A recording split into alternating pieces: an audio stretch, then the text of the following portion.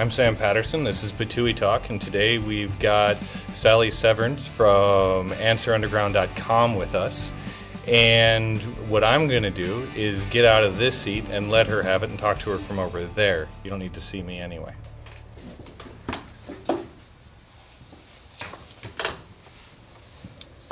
So, Sallie, tell us a little bit about Answer Underground. The Answer Underground is an education app that connects students and teachers with their academic groups for questions and answers. So with their academic groups, so are these groups that the students are making or the teachers are making? It's both, but we find that we're seeing more activity with teachers creating groups specifically for their geometry class or 9th grade English so that they can communicate with that class about that subject specifically.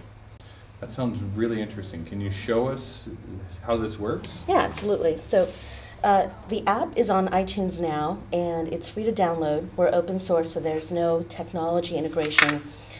When you register through the app and you've completed the sign-on process, the very first page that you're going to see is the search page. And you'll see the trending groups and trending questions that are in the app. And so what determines trending? Most recent. So most recent content that's been added.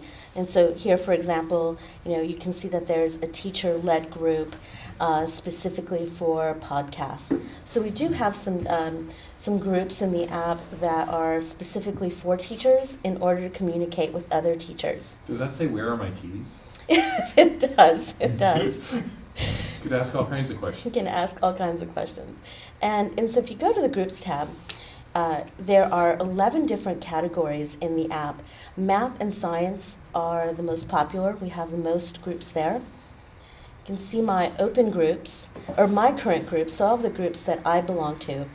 And if a teacher wants to create their own academic group, they can hit this button here, create a group.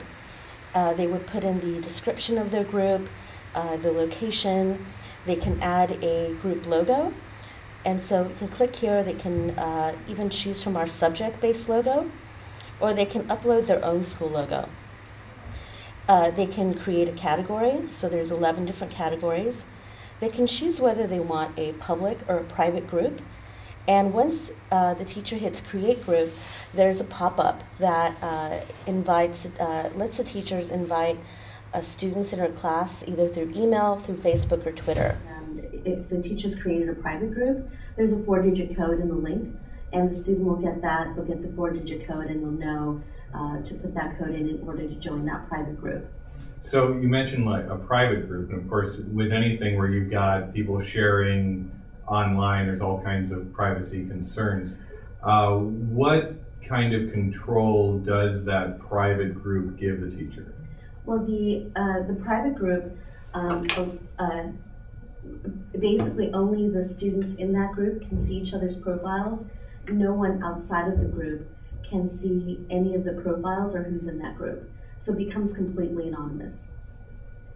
So for a middle school teacher, that would be important if she doesn't want 7th or 8th graders showing their profiles within the app. So with the middle school grades especially, when you're working with students who are under 13, the social signings won't work as well. How do students, create a profile, and how do you manage that sharing? That's a good question. So at the middle school level, we see a lot of parent involvement. So we see that students are using their parents' email addresses to sign on and to create an account. Okay. We introduced an academic acknowledgement feature a couple of weeks ago. What does that mean? Well, that means that any user who registers as a teacher or a professor will have an academic label around their profile. And so when a teacher creates a group and there's content, there's questions and answers flowing through the app, and students are contributing, and there's peer collaboration, the teacher can go in and mark any answer as academically correct. And so that will look like this. So it'll be an academic verified label so that every student knows that they can count on that answer to be correct. And so, how we're different is that if you look at Q&A sites, if you look at Yahoo Answers. That's where my students always end up, is Yahoo Answers. They look at Yahoo Answers or Ask.com or Wiki Answers.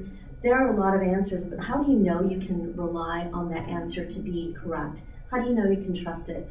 Well, we've taken that guesswork out of the equation because we allow teachers or professors to verify that an answer within their group is correct. If a student has a question on a Sunday night, it's 8 o'clock and they're studying for an exam, or a test the next morning, and we see a lot of activity happening on Sunday nights.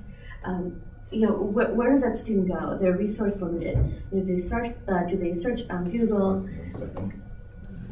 Oh, lost it again. Yeah, it just keeps dropping us. And if I plug in the internet, we'll lose the camera.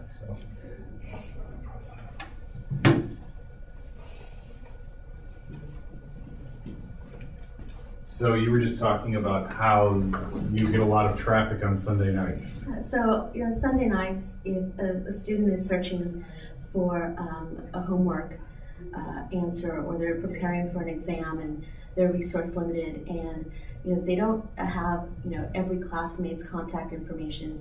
If they ask a question in their group and that teacher responds to that student, she's answered the question for the entire class. The entire class can see it because of the transparency. Or another student can answer. And so we see peer collaboration happening. And if another student answers a question that's correct, we also see that teachers are marking that as correct.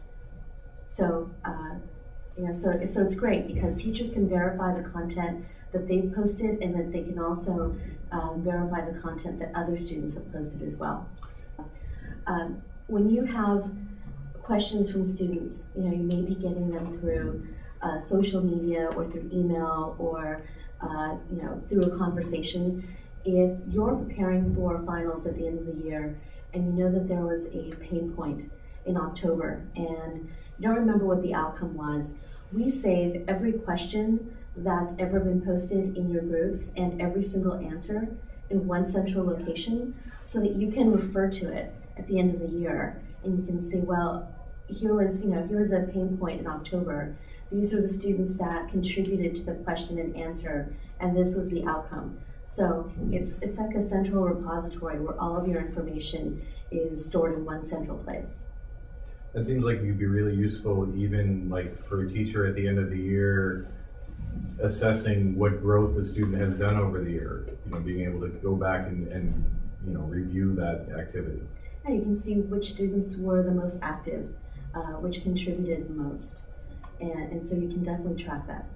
Do you have anybody who's using Answer Underground specifically, like with a flipped classroom setup, where you're maybe having people watching lectures at home and then interacting with them via question asking this way?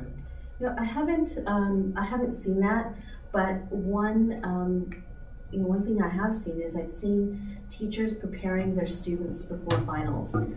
So we had a teacher that was very active in preparing her students in Alabama in December, and she was sending test questions throughout the entire week to her class for that test that was happening on Friday. So